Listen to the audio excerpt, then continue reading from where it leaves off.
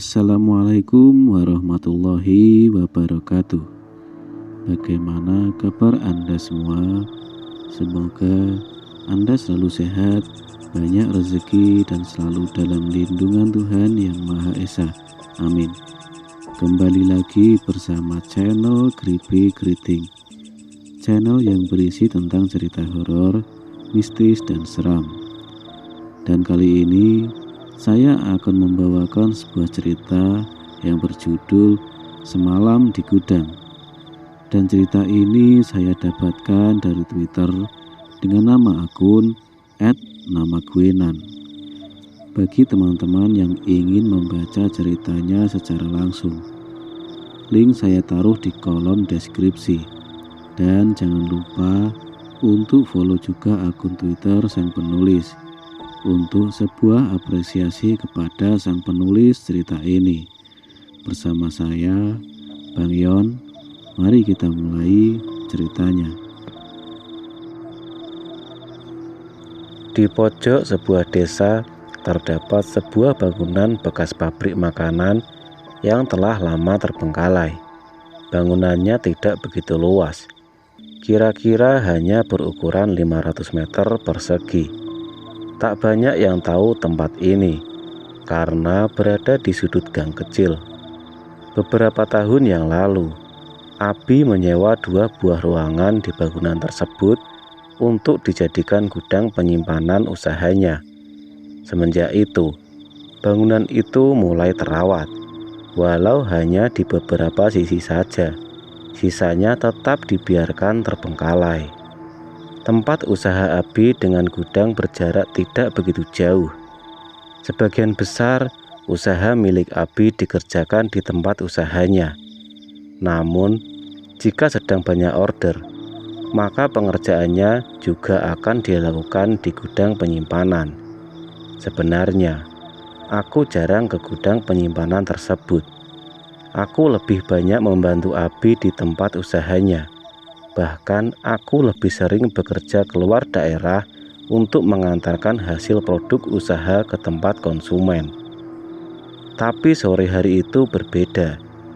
Entah mengapa, aku mau untuk memproduksi beberapa barang. Biasanya aku enggan untuk membantu Abi jika sudah menjelang malam. Apalagi setelah aku tahu bahwa harus dikerjakan di gudang.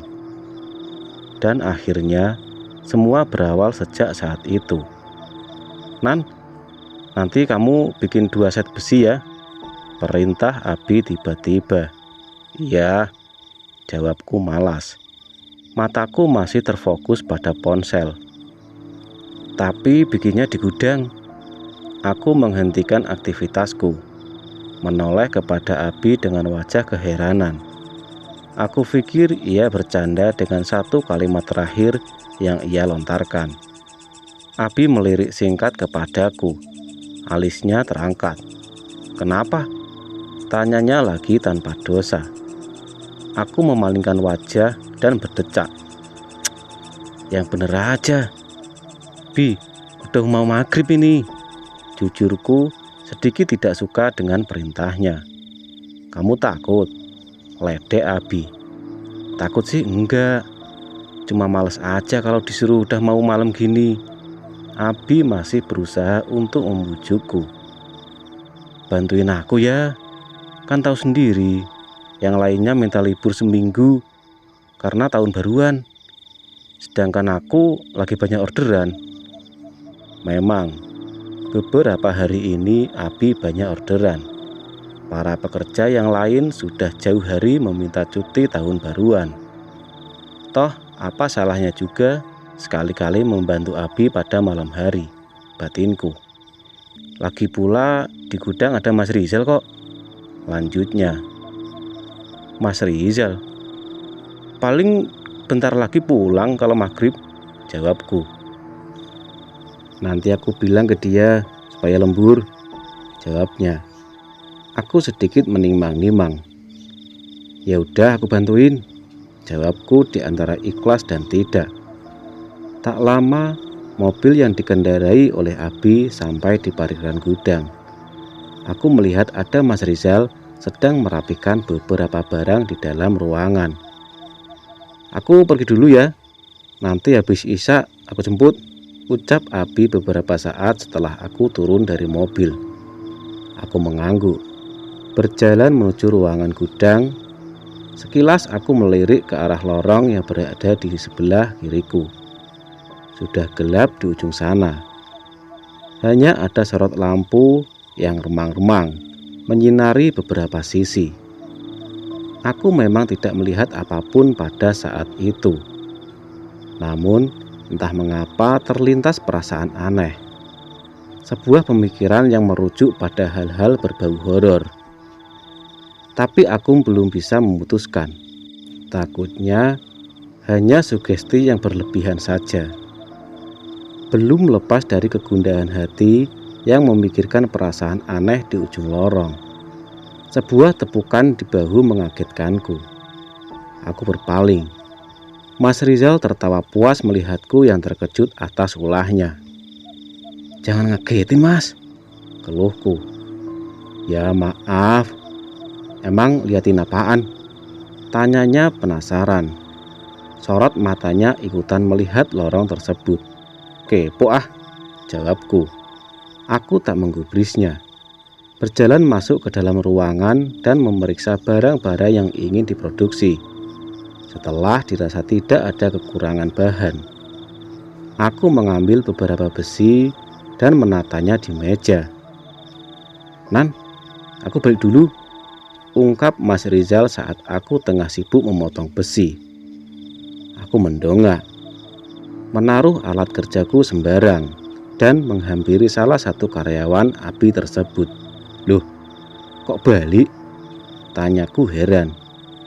"Tadi Abi bilangnya tuh Mas Rizal mau lembur," lanjutku memberi penjelasan. Muka Mas Rizal sedikit kebingungan. Namun dengan cepat dan sedikit gugup, ia membalas pertanyaanku. "Kan maghriban dulu, nanti kesini lagi," jelasnya. Aku masih belum yakin dengan alasannya. Menurutku, ia tidak akan balik lagi ke gudang. "Kamu takut ya, Nan?" selidiknya. Aku menggeleng cepat. "Takut mah enggak, tapi aku malas sendirian, Mas," jawabku jujur. Mas Rizal terkekeh pelan. Sepertinya ia meledek karena ucapanku yang mengatakan bahwa aku hanya malas sendirian. Padahal ia lebih sering sendirian di gudang. "Ya udah, lagian bentar lagi Mas Wahyu balik kok." Mas Wahyu merupakan salah satu karyawan Abi. Ia dan salah satu karyawannya tidur di mes bangunan ini.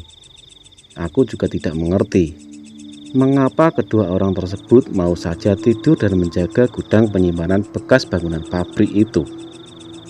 "Ya udah, aku balik dulu, nanti kesini lagi kok." Mas Rizal membereskan peralatan kerjanya. Kontrakannya tidak jauh dari gudang. Ia berjalan menuju pekarangan yang berada di sebelah kiri bangunan beriringan dengan terdengarnya suara langkah kaki yang ditimbulkan. Sebenarnya Mas Rizal bisa saja melalui jalan depan, namun ia harus memutar jauh. Makanya Mas Rizal lebih sering berangkat dan pulang kerja melewati sawah, karena bisa memangkas waktu dan jarak menjadi lebih cepat. Langit semakin gelap, selain karena sudah mulai malam, juga karena cuacanya mendung.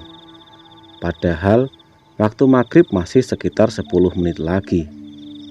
"Halah, mau hujan lagi," gumamku kemudian melangkahkan kaki ke dalam ruangan. Aku beristirahat.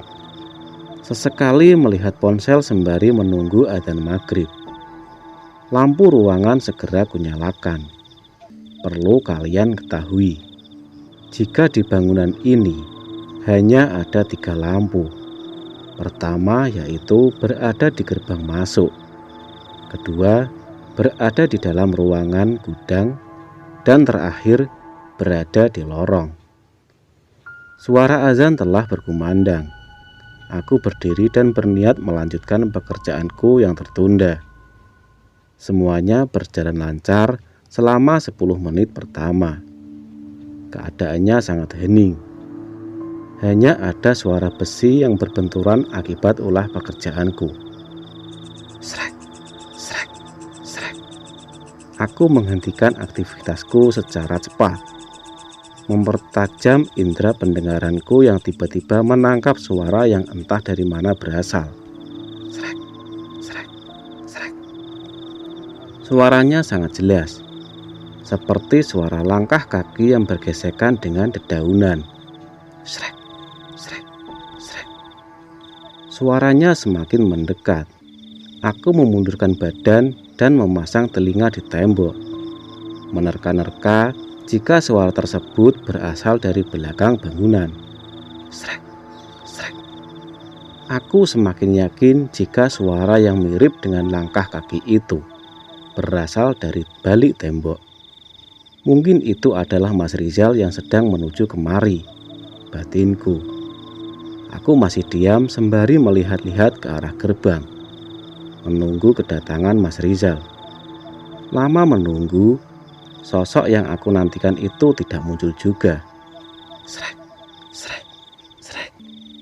Suaranya muncul kembali dan masih berasal dari arah yang sama. Rasa penasaran timbul di dalam benakku. Siapa gerangan orang tersebut? Aku melangkahkan kaki menuju luar ruangan.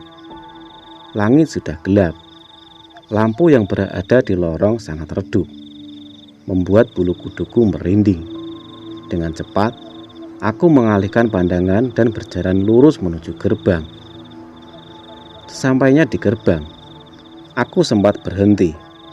Di antara ragu dan penasaran, aku memutuskan untuk mengecek sumber suara itu. Tanpa takut, aku berjalan menuju ujung gang dan menyenter keadaan di sekitar pekarangan dengan ponselku. Aku mengedarkan penglihatan dan tidak kutemui siapapun di sana. Gelap gulita, kebun yang kosong dengan beberapa pohon rambutan dan pohon pisang, serta ilalang yang tingginya melebihi tinggi orang dewasa. Lama mencari, namun tidak juga menemui hasil. Aku menyerah pada hal yang positif. Anjir, gak ada siapa-siapa. Runtuhku dalam hati. Bulu kuduku kembali merinding. Tanpa pikir panjang lagi, aku berlari menjauhi perkarangan. Nafasku terengah-engah sehabis berlari. Kini aku sedang duduk di sebuah kursi dalam ruangan. Ragaku termenung.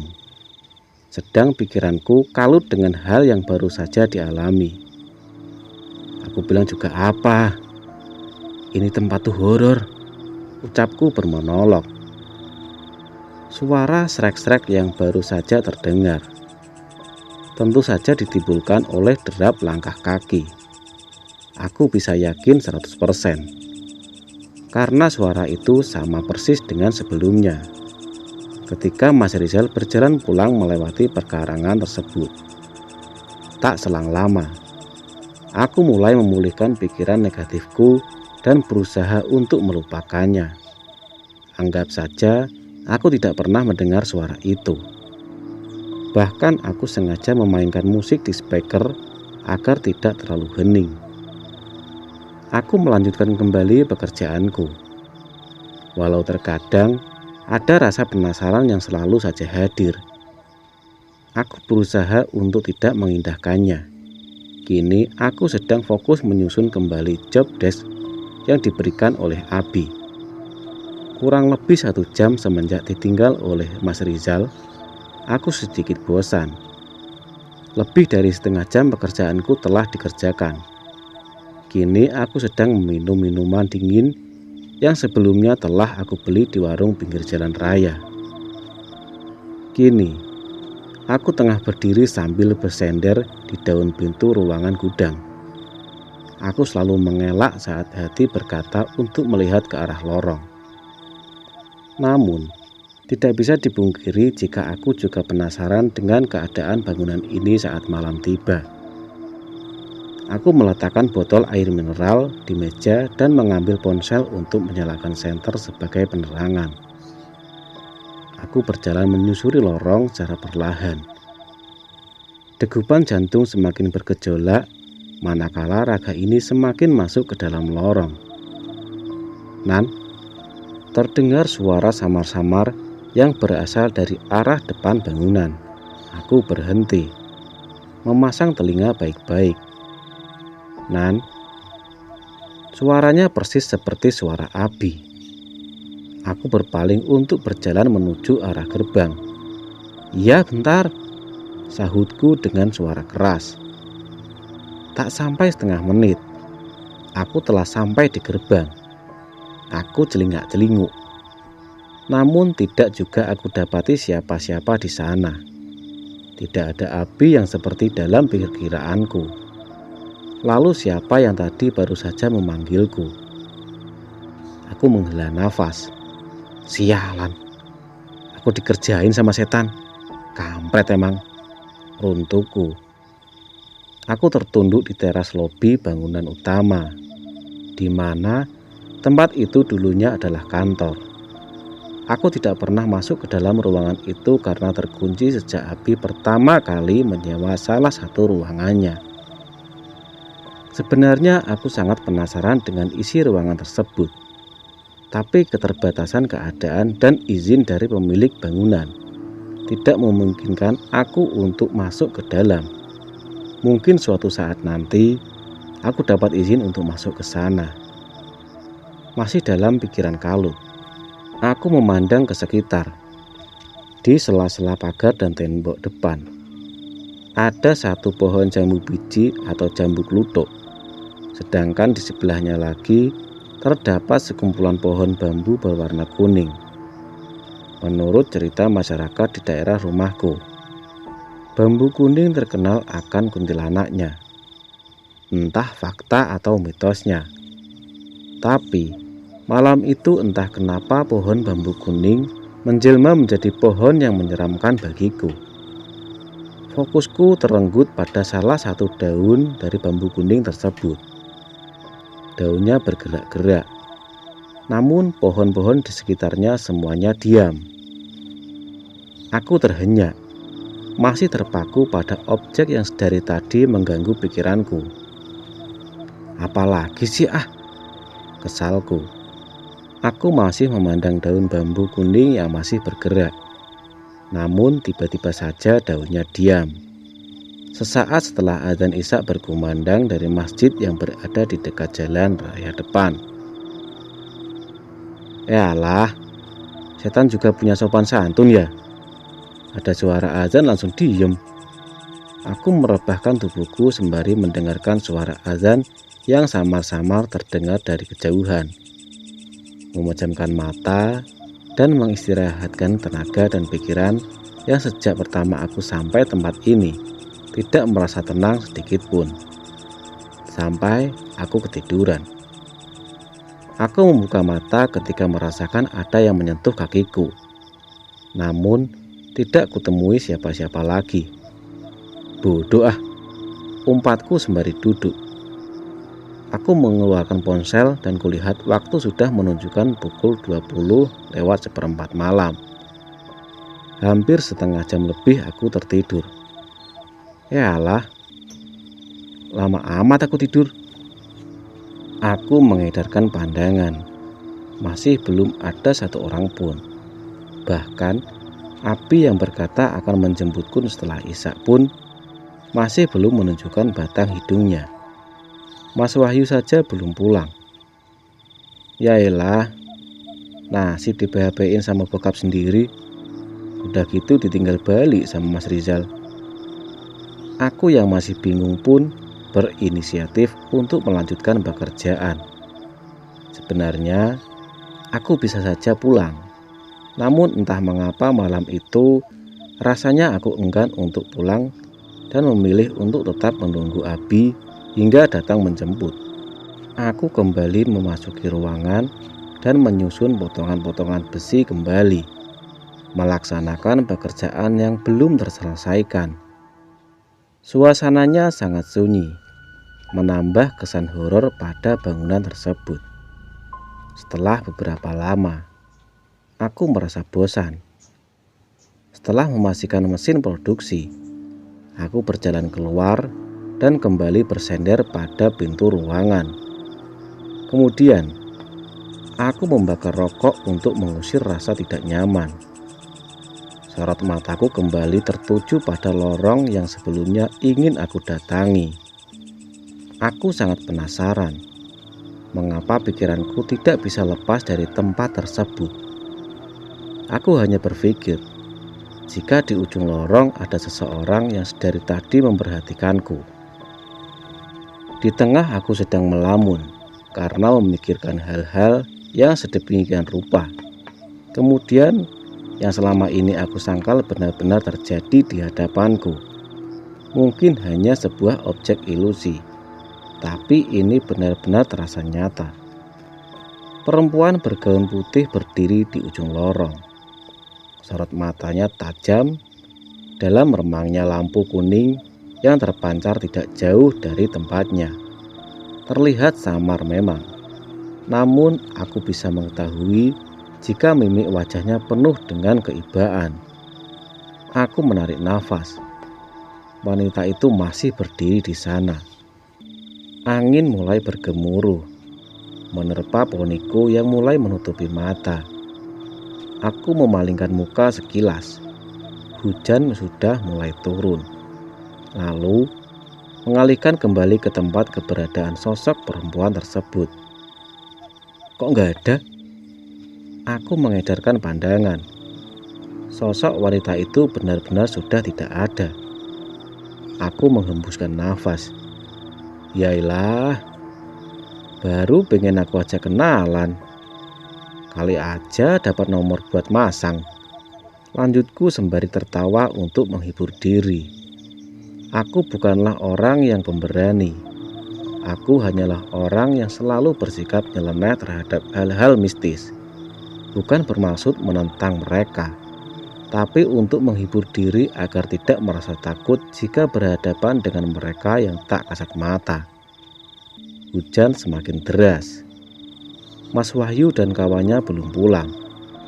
Aku sempat menelpon Abi, namun Abi bilang bahwa ia masih di kota karena ada keperluan mendadak. Aku terduduk di teras kantor, memandang jenuh rintikan air hujan. Aku tersentak. Aku membalikkan badan, melihat kaca jendela kantor dari luar. Aku sangat yakin jika sumber suaranya berasal dari dalam ruangan kantor. Apa di bangunan ini ada orang selain aku? Atau itu hanya suara barang yang jatuh karena tersenggol hewan? Entahlah.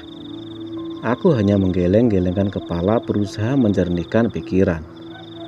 Rasanya sungguh tidak nyaman berada di sini. Namun kenapa para penghuni mes belum pulang juga? Kesalku dalam hati. Mau pulang, tapi angkot sudah tidak beroperasi.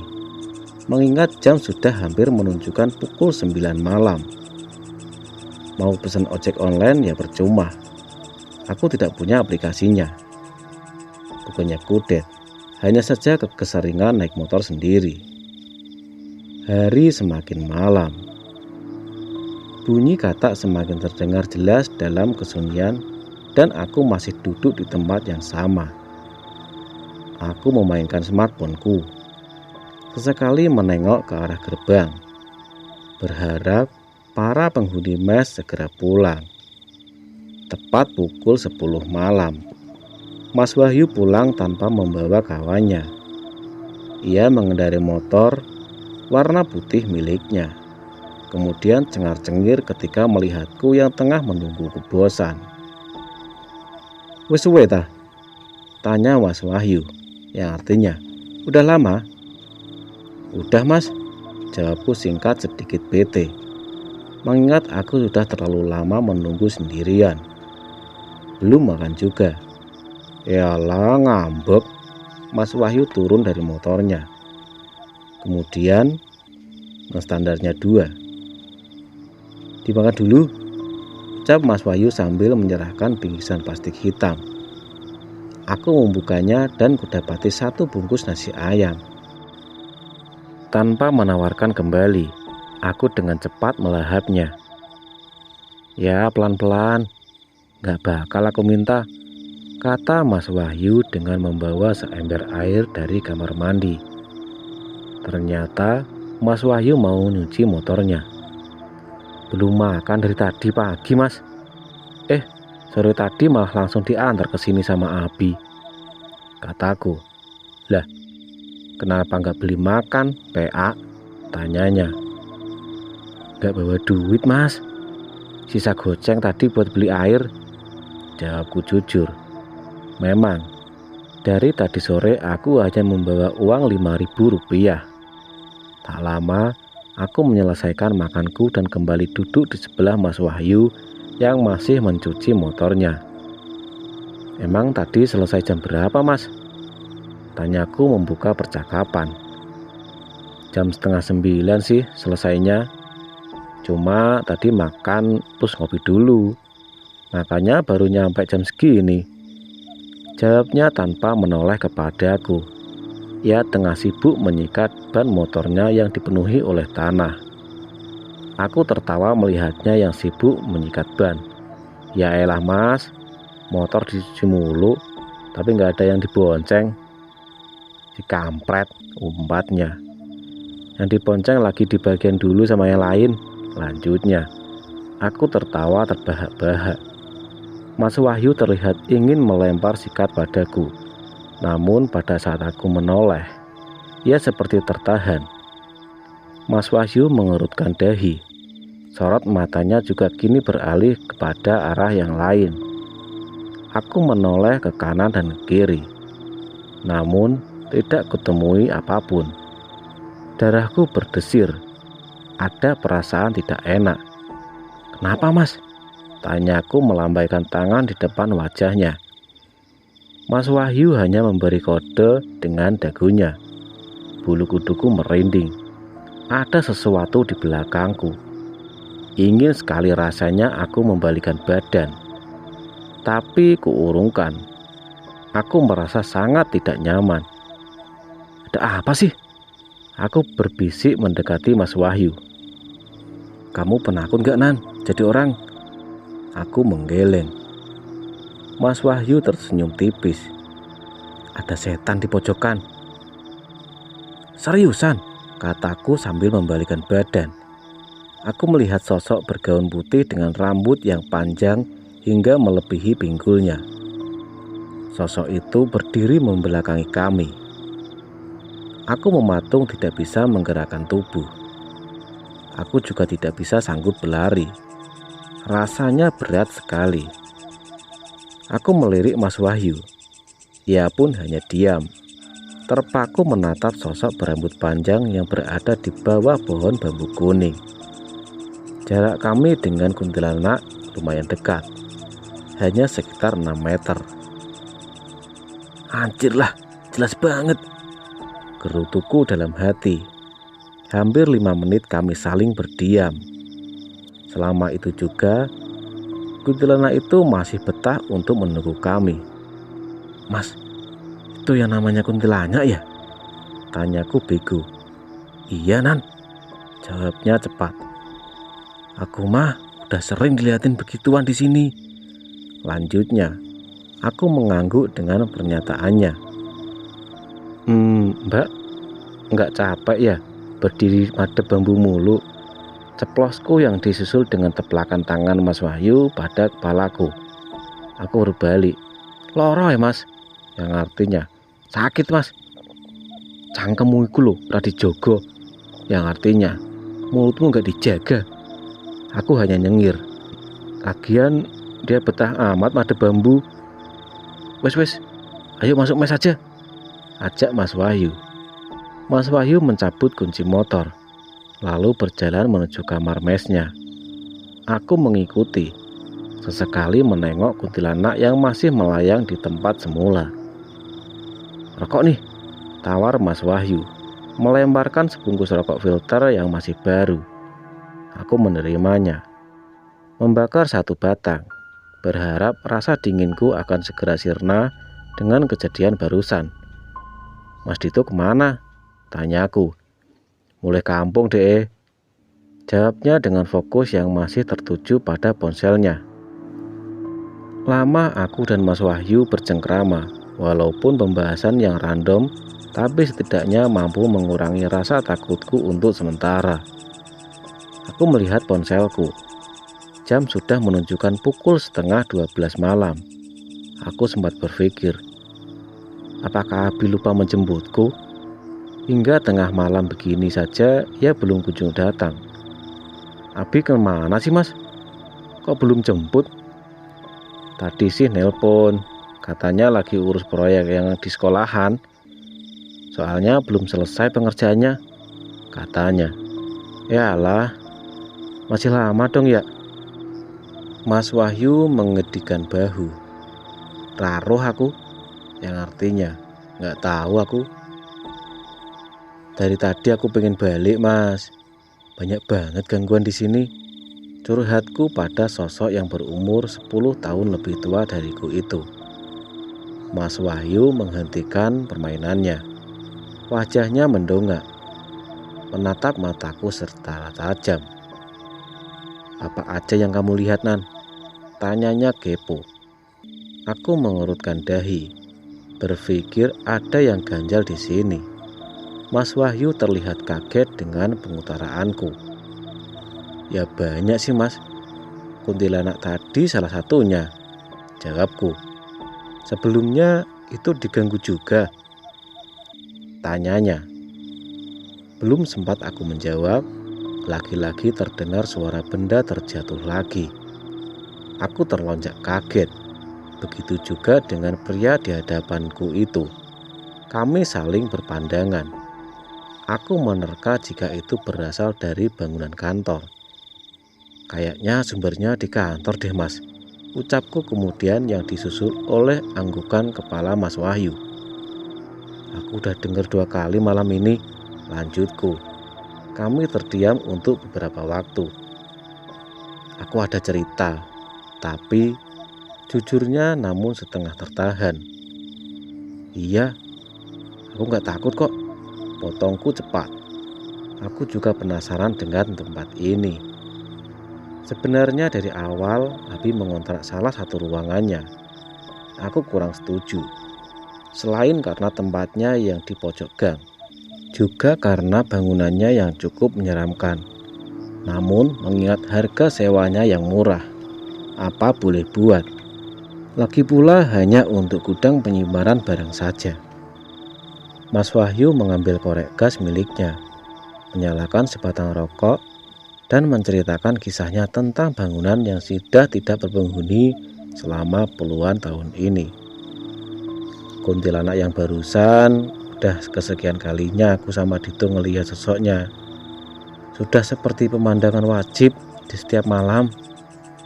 Masih banyak rupa setan yang lain, dari genderuwo, pocong, dan hantu bergaun putih yang di ujung lorong. Belum lagi benda-benda yang bergerak dengan sendirinya. Barang-barangku sama Dito yang hilang tiba-tiba. Pernah sekali aku tidur pakai sarung. Aku ngelihat dengan mata kepala sendiri kalau sarungnya ketarik sendiri Nan. Dan juga hampir setiap malam aku sama Dito selalu mendengar benda-benda yang berjatuhan, seperti yang baru saja kita alami. Aku yakin 100% jika itu bukanlah ulah hewanan, ucapnya begitu yakin. Aku mengerjap mendengar kisahnya. "Kalau gitu, kenapa nggak pindah ke kontrakan aja, bareng sama yang lain mas?" tanyaku. Setahuku sebelumnya Mas Rizal juga tinggal di mes. Namun belakangan ia lebih memilih untuk mengontrak. Mas Wahyu terkekeh pelan. "Aku di sini tinggal gratis.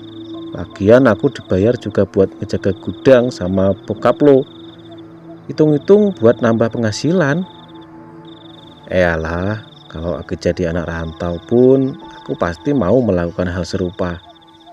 Tiba-tiba suara barang terjatuh terdengar kembali di sela-sela perbincangan kami. Sepertinya aku mulai terbiasa dengan suasana malam di bangunan terbengkalai ini. Jujur mas, aku penasaran sama isi kantor ini. Beberapa kali aku kesini dan aku masih aja penasaran sama isi ruangannya. Celotehku jujur. Mas Wahyu malah menatapku, mencari sesuatu yang entah apa aku juga tidak tahu. Kata bapak, kamu suka uka-uka ya? Tanyanya penasaran. Aku mengangguk. Loh, beneran penasaran sama isi kantor? Aku kembali mengangguk. Mata Mas Wahyu terpejam sesaat. Mau masuk? Tawarnya dengan alis terangkat satu. Bibirnya melengkung senyum mengejek. Memang bisa masuk ya? Kan kekunci semua, tanyaku. Mas Wahyu malah tersenyum. Ia mempunyai rahasia yang lain. Gak semuanya kekunci kok, jawabnya. Kini aku yang tersenyum lebar, menghisap tembakau terakhir, lalu menekan putung rokok ke dalam asbak. Boleh, sekarang? Ucapku lalu berdiri tidak sabar. Kamar mes Mas Wahyu yang tidak begitu besar, mungkin hanya berukuran 4 kali 4 meter. Tidak ada kamar mandi di dalamnya. Seluruh ruangan berwarna putih, kecuali sebuah kain berwarna hijau yang menutupi salah satu sudut ruangan. Aku membuka gorden jendela, mengintip-ngintip sesuatu dari dalam kamar mes. Hanya ada satu objek tujuanku, yaitu sesuatu yang tadinya berada di bawah pohon bambu kuning. Lapo kowe nan? Tanya Mas Wahyu, yang artinya, ngapain kamu nan? Iki ndelok Mbak Kuntine, takute isih ono. Jawabku tanpa menoleh, yang artinya, ini lihat Mbak Kuntinya, takutnya masih ada. Sedangkan mataku masih mencari sosok yang sebelumnya membuat kami jadi merinding. Mas Wahyu hanya tertawa kecil. Aman, udah gak ada. Ucapku nyengir sambil membalikkan badan. Sekarang nih, tanyaku perihal ajakan untuk masuk ke dalam kantor. Iya, jawabnya Mas Wahyu. Aku bergegas keluar kamar. Namun baru saja selangkah jalan, ia berkata, Nan, sekalian ambilin senter di lemari depan, perintah Mas Wahyu. Aku mendongak keluar pintu. Ada lemari kayu polos tanpa ukir yang mulai tampak lapuk di sana. Lemari ini, tanganku menunjuk lemari tersebut. Mas Wahyu yang tengah mengganti baju menoleh sesaat padaku. Ia mengangguk tanda membenarkan perkiraanku. Aku membuka lemari paling bawah. Ada 2 senter yang lumayan besar. Ketemu. Ada nih mas. Ayo. Mas Wahyu keluar kamar, lalu memarkirkan motornya di teras sebelah mes. Sementara itu, aku melihat-lihat di jendela kantor, berharap dapat melihat ke bagian dalam ruangan tersebut. Aku pasrah. Tidak ada celah untuk melihat ke dalam. Ayo Nan, ajak Mas Wahyu sembari mengambil salah satu senter dari tanganku. Ia berjalan mendahuluiku menuju lorong yang mengarah ke kamar mandi. Aku mengikuti setiap gerak langkahnya, membututinya persis di belakang. Tak ada celah di antara kami. Aku menyenter sebuah ruangan.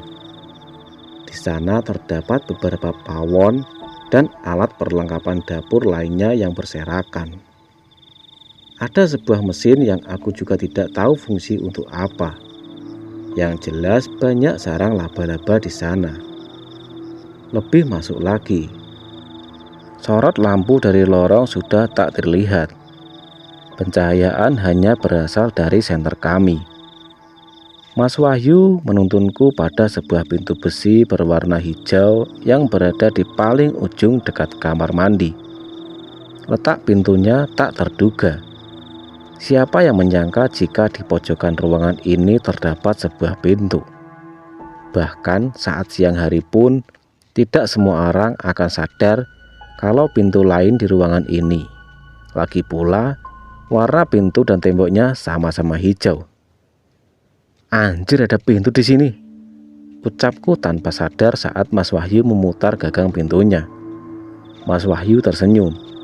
Kalau orang nggak perhatiin, ya nggak tahu. Mereka nggak akan ngira kalau di sini ada pintu. Aku setuju dengan pendapatnya. Setelah masuk, ruangan yang tidak terlalu besar. Ada 2 pintu yang berseberangan dan 1 tangga menuju lantai atas. Aneh, celutuku. Kenapa? Tanya Mas Wahyu. Emang bangunan ini berlantai 2 ya? Tanyaku. Mas Wahyu terkekeh. Kalau dari luar nggak tingkat, tapi aslinya tingkat kok. Tapi di bagian belakang doang, jelasnya. Di atas ada apaan, Mas? Tanyaku penasaran. Nggak ada apa-apa, hanya beberapa kamar mes, kamar mandi dan balkon kecil, jawabnya. Mau lihat? Tawarnya dengan cepat. Sementara aku menimang-nimang. Tujuanku memang ingin melihat kantor. Tapi ya tidak apa jika aku ke atas sebentar. Pikirku, boleh deh. Kami berdua menaiki tangga beton yang berbentuk U. Sesampainya di atas, benar yang dikatakan oleh Mas Wahyu, bahwa di lantai 2 hanya terdapat beberapa kamar mes yang sudah terbengkalai. Masih ada sisa-sisa lemari dan kasur kapuknya di dalam, serta pakaian-pakaian yang berserakan di lantai. Aku membuka sebuah pintu yang sudah lapuk. Tidak ada lagi gagang yang melekat. Rayap juga sudah memakan sebagian besar permukaan kayu dari pintu. Padahal enak buat nongkrong di malam hari nih, ucapku mengomeni balkon kecil. Mas Wahyu menyetujuinya.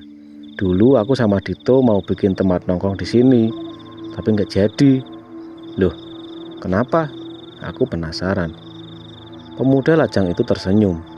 Ya lo tahu sendiri kan alasannya, Nan, ungkapnya setengah tertawa.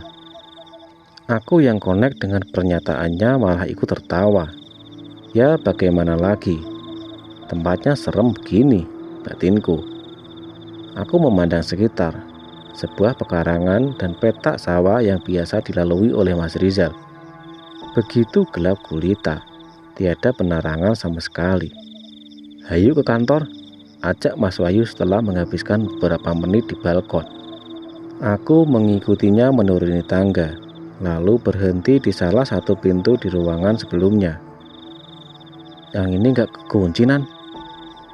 Mas Wahyu membuka pintu dan memasukinya. Aku berdiri di tengah pintu. Ada sedikit ragu untuk masuk. Jantungku berdegup cepat tiba-tiba. Ada perasaan tidak enak menyelimutiku. Mas, panggilku. Mas Wahyu berbalik, menyenter wajahku tanpa sengaja. Kenapa? Ragu? Tanyanya. Aku menggeleng. Kamu pernah masuk ke sini? Mas Wahyu mengangguk. Iya sekali, waktu nggak sengaja buka pintunya dan ternyata kebuka. Sebuah lorong kecil kini di hadapanku saat pertama masuk. Aku menelusurinya hingga menemukan sebuah ruangan yang terlihat luas. Aku menyenter di bagian ujung ruangan. Terdapat sebuah meja yang memanjang. Aku taksir jika meja itu adalah meja resepsionis. Aku menghampirinya, mengelus permukaan meja. Kotor banget, batinku saat melihat telapak tangan yang kotor terkena debu ruangan. Di ruangan itu juga terdapat beberapa kursi tunggu dan juga figura. Namun semuanya sudah ditutupi oleh plastik putih. Kaca kantornya ternyata kaca film. Jadi jika kita melihat dari dalam, maka akan terlihat ke arah luar. Sedangkan jika dari luar tidak terlihat ke dalam. Aku mengedarkan pandangan. Ada satu yang menjadi perhatianku. Sebuah lukisan 3D yang menempel di tembok, di mana objek dari lukisan tersebut adalah sesosok perempuan cantik dengan mahkota di kepalanya yang sangat terkenal dengan warna hijau. Anjir, serem ya mas, ucapku meminta persetujuan kepada Mas Wahyu. Ia menghampiriku. Loh, ini lukisan sama yang ada di mes, ujarnya. Aku menoleh kaget. Ya bener. Beneran? Kamu tahu kan kain hijau yang di kamar? Aku mengangguk. Iya. Aslinya itu tembok ada lukisan persis kayak gini. Ya tapi lebih kecil ukurannya. Karena serem akhirnya aku tutup pakai kain, jelasnya. Setelah puas memandangnya, aku mengedarkan senterku pada lorong sebelumnya. Ada sebuah ruangan lain di sana. Aku berjalan ke sana dan tidak kudapati apa-apa selain beberapa kursi dan meja. Ada satu pintu lagi di ujung lorong. Aku berusaha untuk mengabaikan pintu yang terdapat kata manajer di permukaannya. Namun tidak bisa. Mataku selalu tertuju pada pintu tersebut. Tanpa sadar, aku sudah di hadapannya. Sebab penasaran, aku membuka pintunya. Cekrek. Teriak Mas Wahyu berjalan cepat ke arahku. Aku menahan pintu di gagang, menolehkan wajah pada Mas Wahyu. Kenapa mas? Tanyaku. Kemarin waktu aku kesini, pintunya kekunci loh, katanya setelah tiba di hadapanku. Yang bener, nih buktinya bisa kebuka, ucapku seraya membuka tutup pintu tersebut. Seriusan? Kemarin-kemarin gak bisa nan? Tidak ada mimik kebohongan. Aku yakin ia jujur. Ah, bodoh. Masuk yuk, ajakku. Aku masuk ke dalam. Hanya ada meja, kursi, dan beberapa lemari kecil khas ruangan manajer. Hampir sama dengan ruangan lobi sebelumnya. Ruangan ini banyak debunya. Hanya saja properti di ruangan manajer tidak dibungkus oleh kain. Aku melihat suatu benda yang berada di meja. Aku mengambilnya dan membuka-buka perhalaman setelah sebelumnya aku membersihkan pakai tangan. Juni 2008, ucapku membaca tulisan di halaman terakhir yang tertulis. Aku tidak tahu maksudnya apa. Lalu, sebuah foto yang penuh dengan debu dan sarang laba-laba juga ada di atas meja. Aku meraihnya dan mengelap permukaan foto. Astaga! Aku terperanjat melihat fotonya. Tanpa sengaja membuang foto tersebut. Mas Wahyu yang sedang melihat-lihat lemari berlari kepadaku. Kenapa? Teriaknya. Aku menunjukkan foto yang kemudian ia lihat. Wajahnya diselimuti oleh rasa kaget. Ia menggeleng-gelengkan kepala. Ini kan? Tanyanya menatapku. Aku pernah lihat dia mas. Di lorong, potong Mas Wahyu. Kamu ngeliat juga? Tanyanya kemudian. Iya tadi mas, sebelum kamu datang mas. Tiba-tiba berhembus angin di dalam ruangan yang membuat bulu kuduku merinding. Korden jendela ruangan tersingkap. Aku berjalan mendekati Mas Wahyu yang juga mendekati pintu. Hening menyelimuti kami.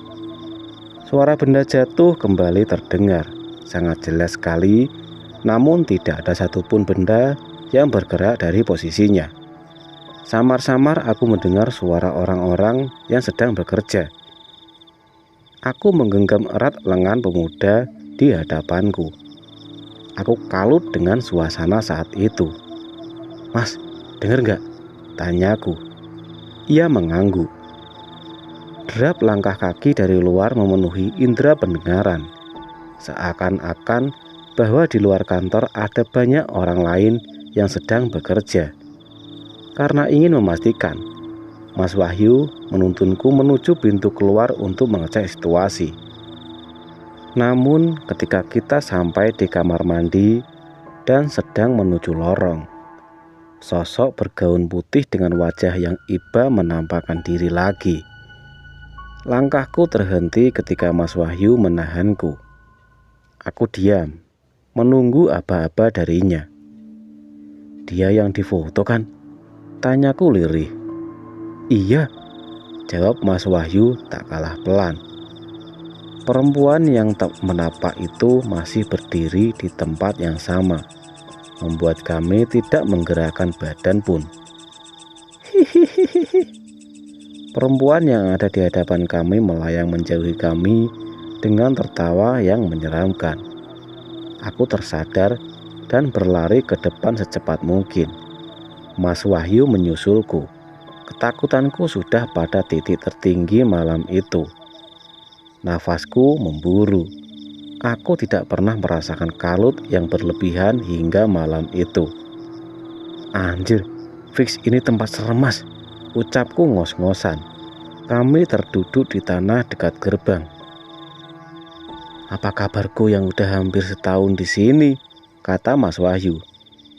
Aku hanya memandang wajahnya yang sudah pucat. "Anjir, jelek Mas mukamu kalau lagi pucat gitu." Aku tertawa karena belum pernah melihat Mas Wahyu segenting ini. "Jujur, ini yang paling epik selama hidupku," katanya.